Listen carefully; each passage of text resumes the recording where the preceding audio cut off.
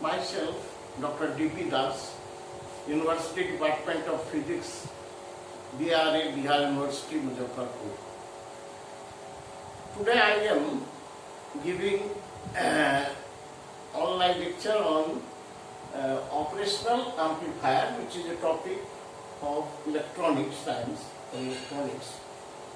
In my previous lectures, I discussed about many semiconductor devices which are included in the syllabus of MSc mostly, and also in physics honors. Now this is operational amplifier and its applications. Nowadays the operational amplifiers have become very common and very useful device. So I shall discuss what is operational amplifier. First of all, what is operational amplifier?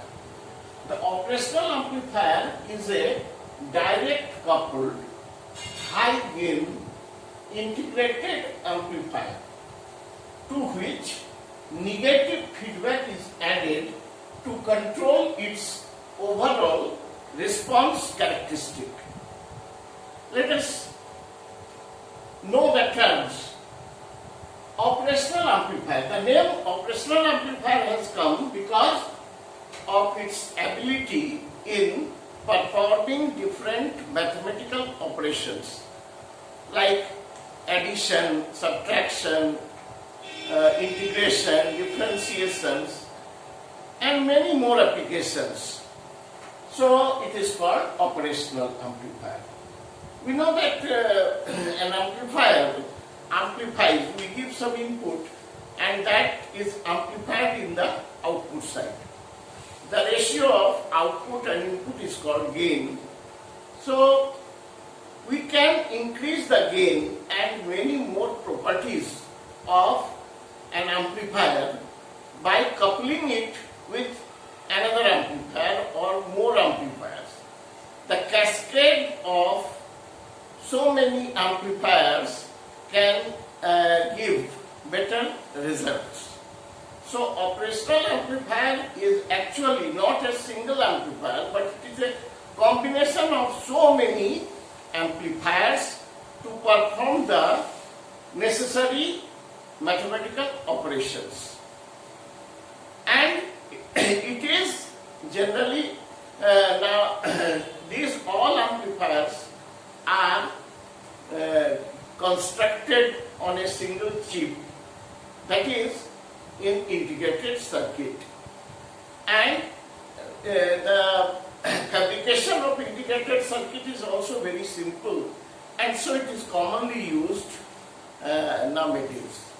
So operational amplifier is a direct coupled, that means the input of the output of one state is fed to the input of the second stage, and so on, so that the gain goes on increasing.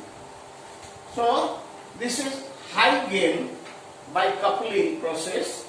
Integrated amplifier, generally it is made or integrated in ICs, to which negative feedback is added to control its overall response characteristic. Now negative feedback. What is negative feedback?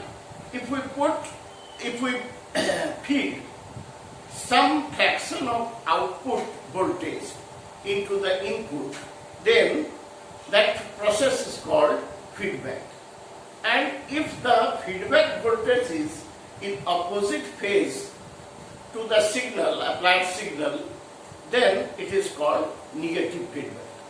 Although negative feedback decreases the gain of the amplifier somewhat, but there are a large number of advantages of negative feedback amplifiers, that the effect of negative feedback is to reduce the noise, to increase the bandwidth, to increase the input impedance, to decrease the output impedance, to decrease the to decrease the noise level, to increase the stability.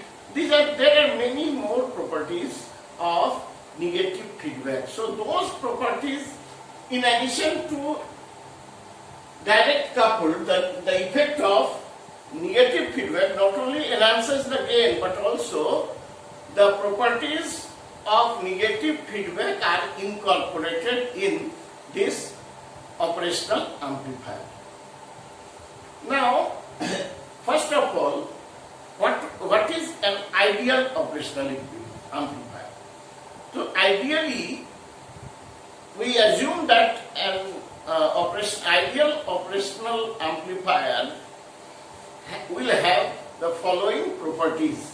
Let me explain the properties.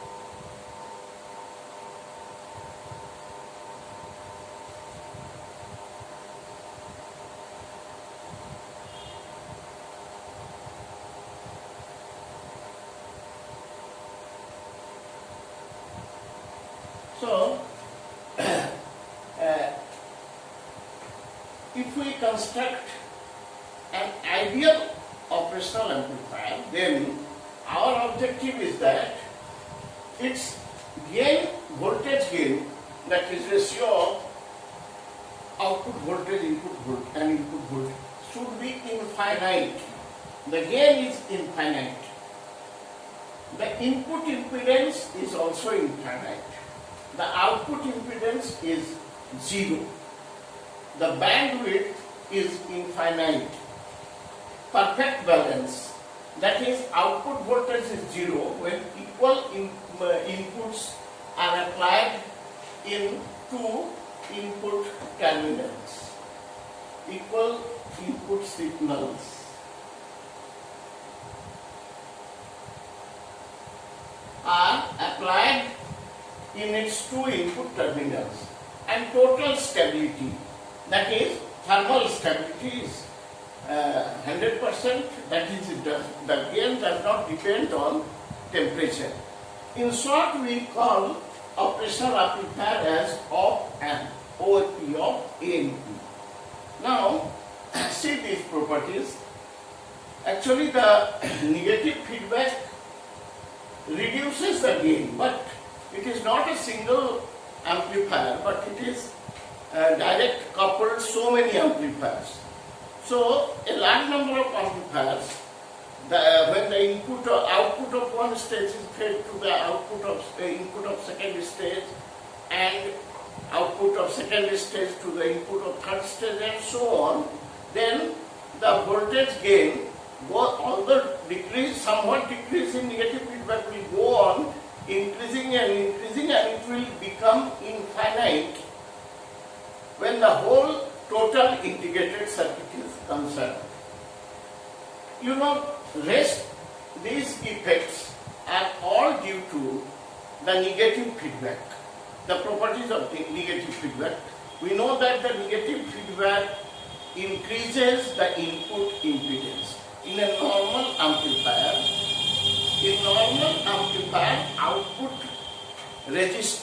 output impedance or resistance is very high, since it is forward biased, reverse biased, and input PN junction is forward biased, so the input impedance is very low. But the negative feedback increases the input impedance, and in cascading so many amplifiers, it goes on increasing, and it becomes infinite. So the input impedance of an ideal op-amp is infinite. Similarly, the output impedance is high, but negative feedback makes it lower. So by cascading so many amplifiers, it will go on decreasing, and ultimately it should be zero. Infinite bandwidth. What's bandwidth? Bandwidth is the dependence of frequency and gain.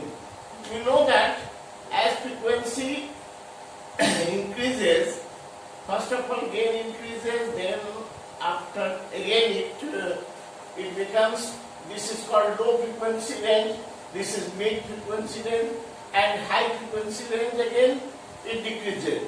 So the gain is constant almost in the mid frequency range, which is called bandwidth. If we apply negative feedback, then although the gain reduces, but this increases. So the bandwidth increases with negative feedback.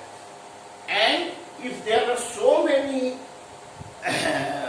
coupled amplifiers, so in cascading this process, the bandwidth will go on increasing, and in ideal case it should be infinite.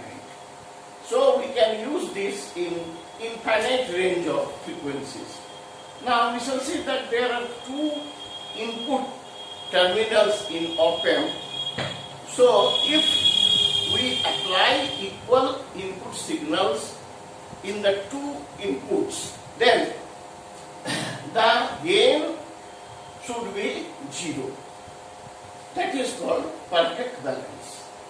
And we know that due to thermal instability, the performance of an amplifier is badly affected, it decreases or increases, means it changes with temperature.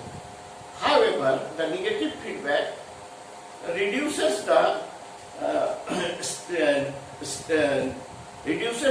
disturbance, that is, increases the stability.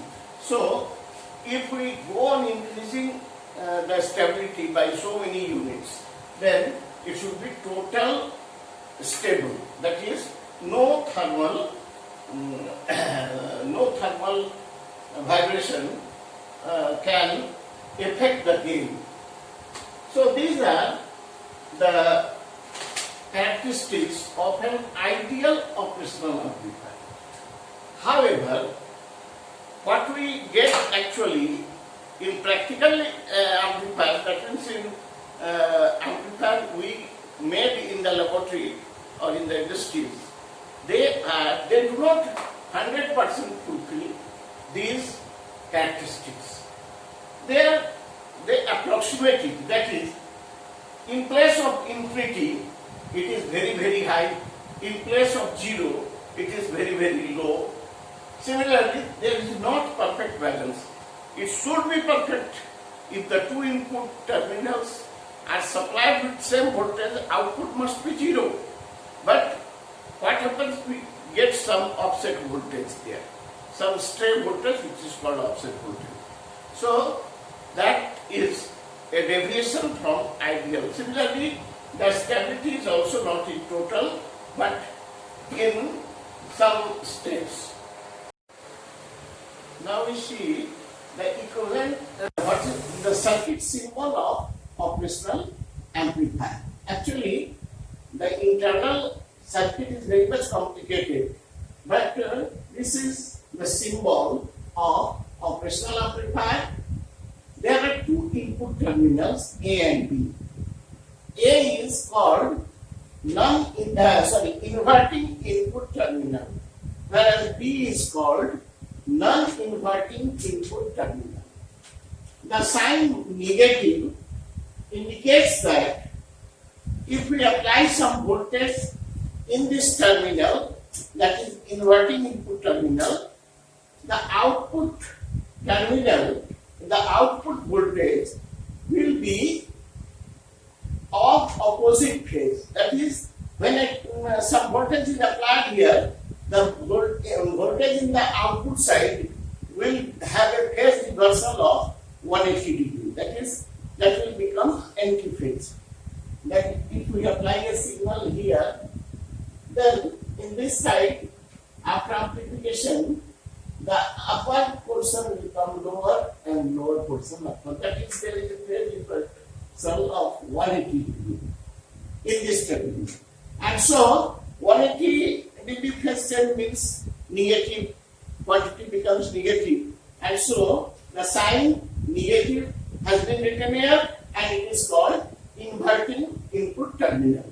Whereas the second input B is called non-inverting input terminal. That means when we apply some signal here, in the output side, the signal has same phase. The upper half is again in the upper half and lower half. Zero phase change. No phase change at all. So this is inverting input and this is non-inverting input terminal of op-amp. So op-amp has two terminals and the output terminal is the voltage, output voltage is V0, which is actually the ratio of input and output and input. So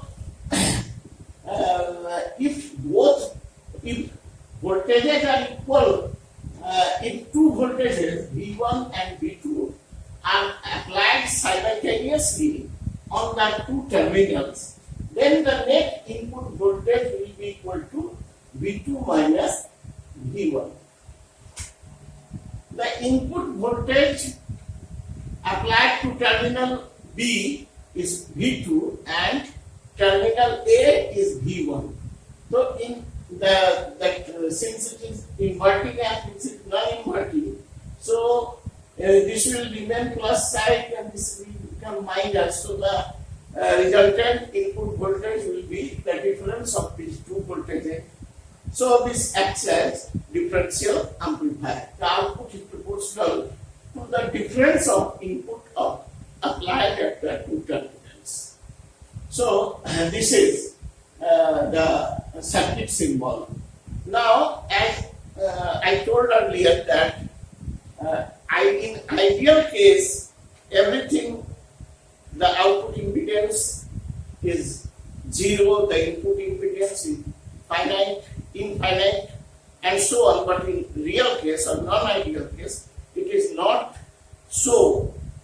But approximating that properties. So here, this is equivalent circuit model. That is circuit symbol with showing the resistances and gain of the amplifier. The same situation here. These are two terminals as here also, but if V1 is equal to V2, then this should be 0. So Vi is 0, then output will also be 0. And this is the gain. A is open circuit voltage gain. So in this case, whatever may be the output voltage, that will be whatever may be the input voltage, that should be multiplied by the gain and giving the output voltage. So here there is no zero resistance in the output side, it is directly connected, and here the infinite resistance, that means these two terminals are not connected at all. But in real case, that is in non-ideal case, Vy is V2 minus V1, that is not accurately 0 even if V1 is equal to V2. But it is nearing, approaching 0. And this is not totally open, but there is some resistance in the input also, which is called input resistance. The input resistance will be infinite in case of if the two terminals are if there is infinite resistance, then they are not at all connected. But here they are connected by some, there is some very large resistance, but not infinite. Similarly, the output side also, that is not zero resistance, but that also has some resistance R naught, R output, which is connected, which becomes parallel with the load resistance applied at the output. So the output voltage will depend on RL as well as RO. And here it is connected directly, so the effect of RL will not come here. So this is the equivalent circuit model of operational amplifier. Now I shall give actually from different models of operational amplifiers made by different commercial units. That is, many manufacturers design many type of operational amplifiers. The number of stages, number of amplifiers are different, but we give the block diagram of an operational amplifier, which is found in all configurations. The actual diagram may vary, but the block diagram, it has 3 stages. So the operational amplifier, the design may be different, but the basic unit, basic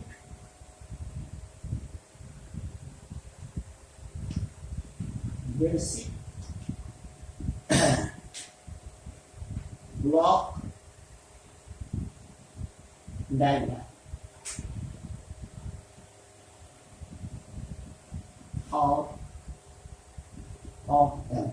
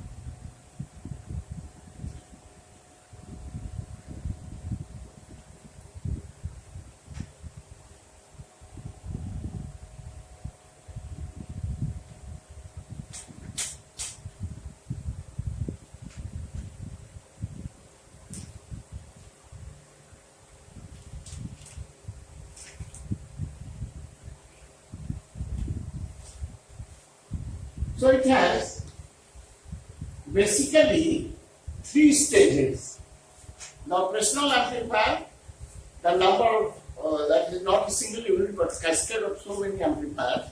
But basically, so from other manufacturer to manufacturer, its number of stages and number of other components may change, but the basic structure remains same, and it has three stages. First is input stage, which is actually a differential amplifier stage, in which there are two terminals and output is proportional to the difference of the two units, that is proportional to D2 minus D1. Then there is second unit, intermediate unit or second unit, which is actually level shifter. Level shifter changes the phase of the input of first stage to the output of the output of first stage to the input of the second stage. As we know that in amplifier, normally there is a phase reversal of 180 degree from input to output. So if we directly couple the amplifier, then there must be some level shifter which can give the same, we change the phase of the output by 180 degree, and so they may couple positively. And third is output stage. This is also an amplifier from where the output voltage may be taken. So this is the basic unit, basic block. Now there are two operations, two types of operations of M. As you know that there are two input terminals, inverted and non-inverted. So there are two types of operations also. When the signal voltage is applied in the non-inverting terminal, the gain becomes in opposite phase to the applied input. So voltage gain will be with negative sign. So that is called inverting operation.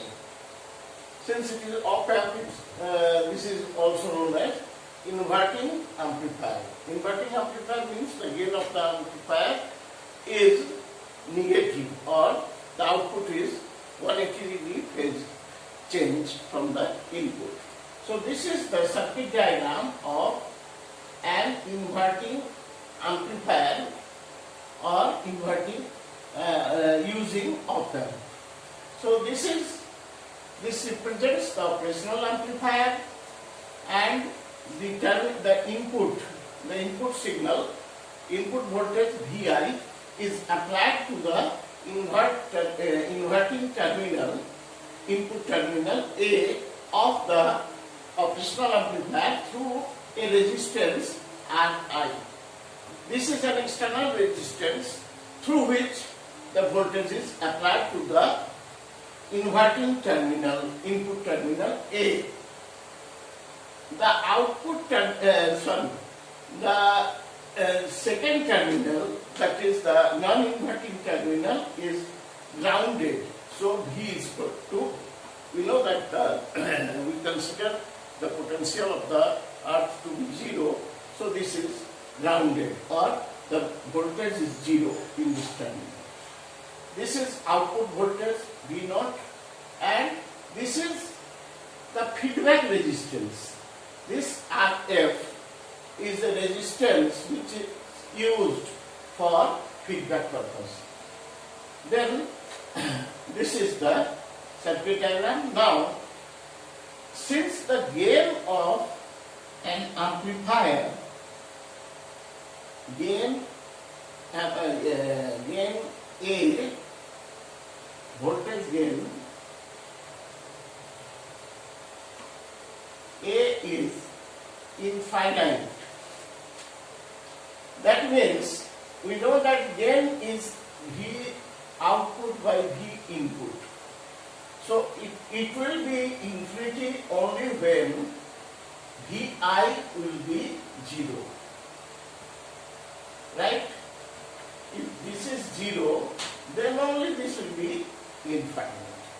And Vi should be, if this is 0, that means the voltage of these two terminals must be equal. That is, V minus must be equal to V plus. Right? If this is V2 is equal to V2, this is V1 is V minus, this is V2 is V plus, then these two must be equal in order to make Vi 0. And so, if this potential is 0, then this potential should also be 0. So, the gain, voltage gain is infinity. So, V plus is equal to V minus. Now, since V plus is 0, grounded, then V minus is also 0, that is virtually grounded.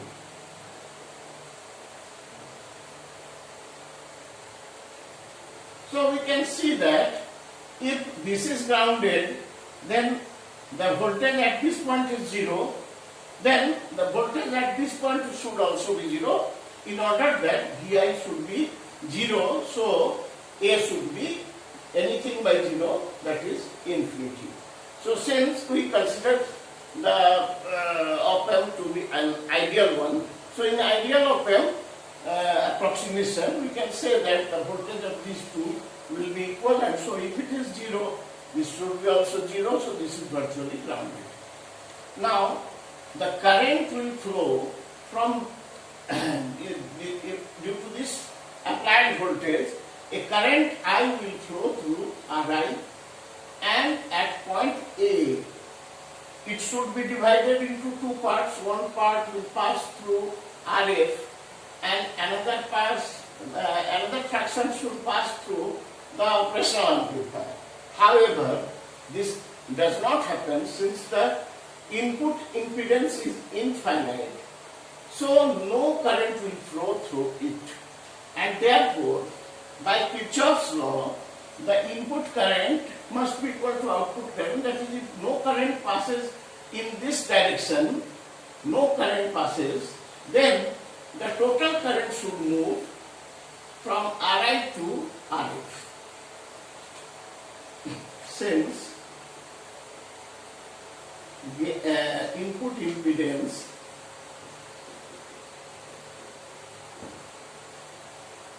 is infinite, no current flows through the op-amp. So, the same current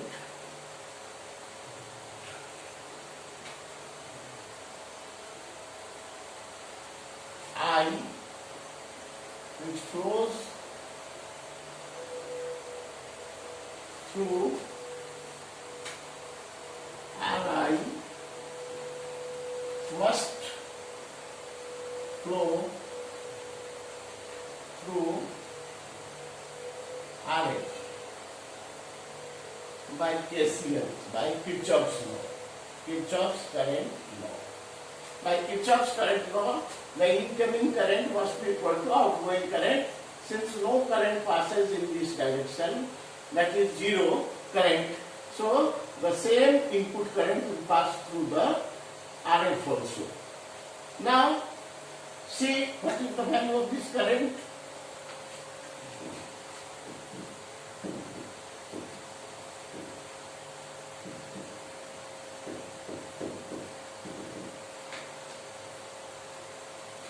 Now we see that this voltage is 0, this is Vi, so current passing through Ri will be current passing through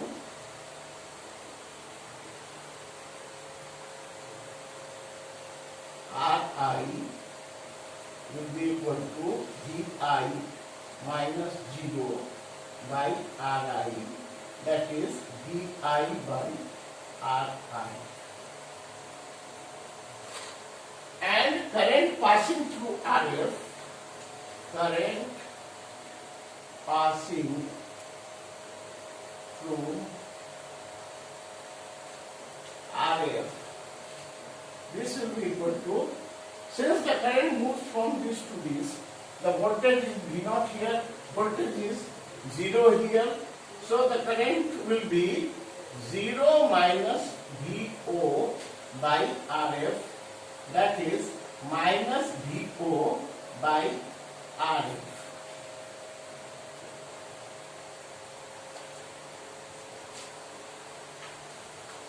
Since the current flowing through this will also pass through it, now we still see how the current, what is the magnitude of the current. We see that this is Vi, this is 0. Because this is 0, so this also becomes 0. So the current will be Vi minus 0. This is the potential difference divided by resistance. So Vi by Ri, and here the current flows from A to C through Rf. So voltage here is 0 and it is V0 here. So 0 minus V0 by resistance Rf. So minus V0 by Rf. Therefore, since the same current passes, so these two must be equal. That is, we can equate equation 1 with equation 2.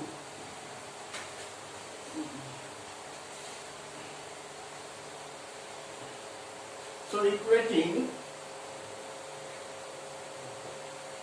equation 1 and 2, we get Vi by Ri is equal to minus Vo by Rf.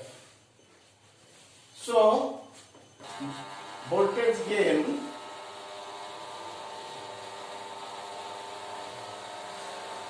is equal to Vo by Vi is equal to minus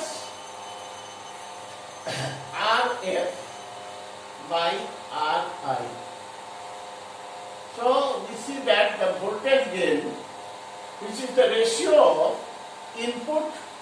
output voltage and input voltage, this becomes Vo by Vi is Rf by Ri with a negative sign. This negative sign indicates that the voltage is inverted in the output side or gain is negative. So we see that this acts as inverting amplifier, and the gain will depend on the relative values of Rf and Ri, and the sign of this will be reversed to that of the input. Thank you.